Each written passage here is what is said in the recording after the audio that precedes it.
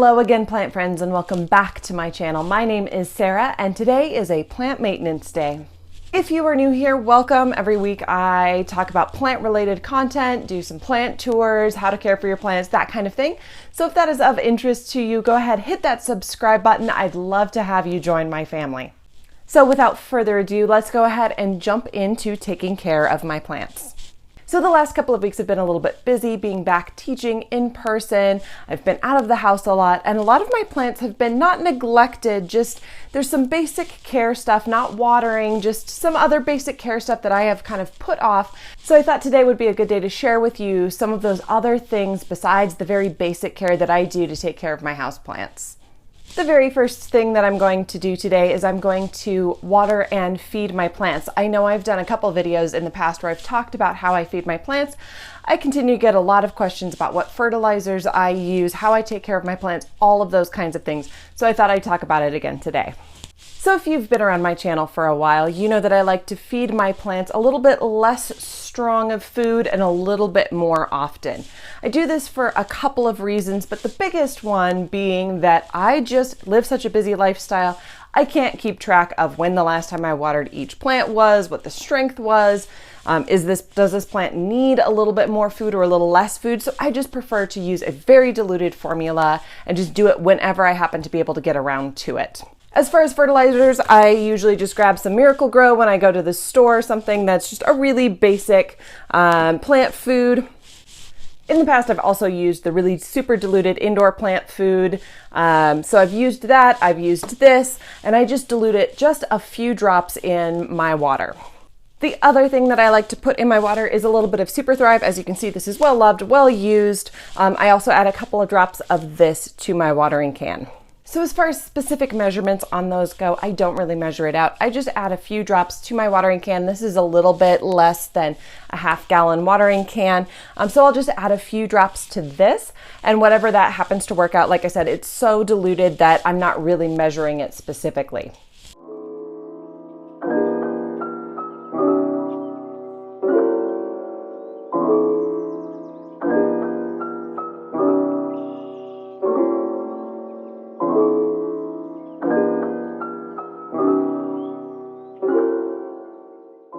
And as far as the frequency with which I feed my plants, it usually works out to somewhere about every 2 to 3 weeks. Sometimes it might go 4 weeks. And that lasts pretty much through the growing season, which here starts pretty early, usually somewhere in March or April, and then will last well through October just because of the amounts of light we get. And then maybe about once a month, that same week formula through the winter. Obviously, this feeding is more for my plants that are in soil. I have a little bit different food, a little bit different regime that I follow for my plants that are in semi-hydro, and I'll make sure that I link to that so that you can check that out if you're looking for that feeding regimen. So the next thing that I will do that sometimes will slip through the cracks for a couple of weeks is I will cut off any yellowing or dying leaves. Now, I wanted to share with you what this might look like, and a great example of this are the leaves that are on my Monstera Adansonii. I have one leaf that is just turning yellow. It's towards the bottom. It's definitely an older leaf. These kind of things are pretty normal for your houseplants. That doesn't necessarily mean that you're overwatering, underwatering. I often get a lot of questions from people just starting in houseplants. What do the yellow leaves mean? If they are older like they are here on this particular plant, just go ahead and chop them off. It's probably an older leaf. The plant is just getting rid of that leaf so it can feed the new growth that's coming.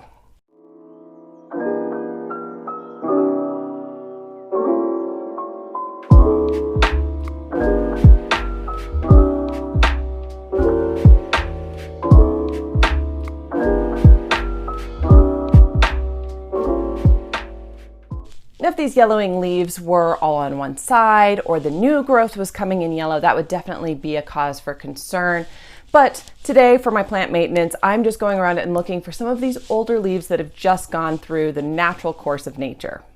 To get rid of these leaves, I simply take a clean pair of kitchen scissors or shears or whatever I happen to have on hand, and I just make a simple cut, taking those leaves and getting rid of them so that the plant can put its energy again into that new growth.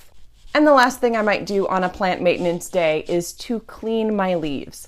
As far as frequency of cleaning my leaves, I probably do this every 6 weeks or so, maybe a little bit more frequently for a couple specific plants if I'm noticing either some hard water spots or some dust. Things like my monstera that's behind me that have big leaves might be a little more frequent than some of my other plants. I don't necessarily go through and clean every single plant every time I do this. There are a couple of ways that you can clean these leaves. A couple of my favorite would be to take either some white vinegar or some lemon juice. The lemon juice smells a little bit better, but you want something slightly acidic. I take this and I mix it with some water. I'm not great at measurements if you haven't figured that out already. I usually just use about half and half water mixed with whichever material I'm using to clean my leaves. So I mix those together in a bowl. I take a clean rag. I prefer something that has kind of a knit to it instead of something that's more fluffy like a towel. You can use whatever works for you. I just find this tends to be a little bit better, a little stiffer at getting inside some of the little nooks and crannies when I need it. So I'll take that and I'll just gently wipe down the leaves.